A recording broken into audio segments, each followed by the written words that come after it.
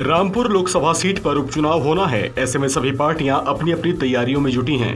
लेकिन रामपुर लोकसभा उपचुनाव को लेकर बीएसपी सुप्रीमो मायावती ने बड़ा फैसला लिया है।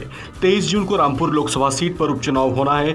ऐसे में बीजेपी और सपा के बीच लड़ाई मानी जा रही है।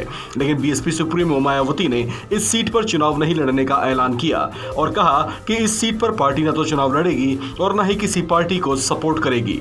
बता दें कि साल 2019 में हुए लोकसभा चुनाव में रामपुर सीट से आजम खान और आजमगढ़ से अखिलेश यादव ने जीत हासिल की थी। लेकिन इस साल हुए विधानसभा चुनाव में रामपुर से आजम खान ने सीतापुर जेल से ही चुनाव लड़कर जीत दर्ज की थी और अखिलेश यादव करहल विधानसभा सीट से विधायक चुने गए हैं। ऐसे रामपुर और आजमगढ़ दोनों ही लोकसभा सीटें खाली हो गई हैं, जिन पर 23 जून को मतदान होगा, जबकि 26 जून को वोटों की गिनती की जाएगी। इसके साथ ही अलग अलग राज्यों की 7 विधानसभा सीटों पर चुनाव होने हैं।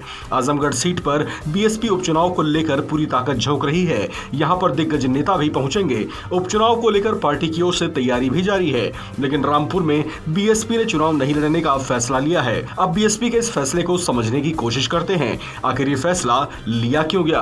बीएसपी की बैठक में उत्तर प्रदेश में आगामी 23 जून को होने वाले लोकसभा उपचुनाव में एक सीट पर उम्मीदवार उतारने का फैसला लिया गया है। इसमें कहा गया है कि बीएसपी आजमगढ़ में उपचुनाव लड़ेगी, लेकिन रामपुर लोकसभा सीट पर उम्मीदवार नहीं उतारेगी।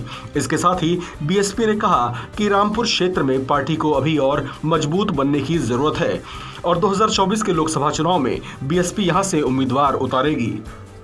इस खबर में फिलहाल इतना ही। बाकी अपडेट्स के लिए बने रहिए वन इंडिया हिंदी के साथ।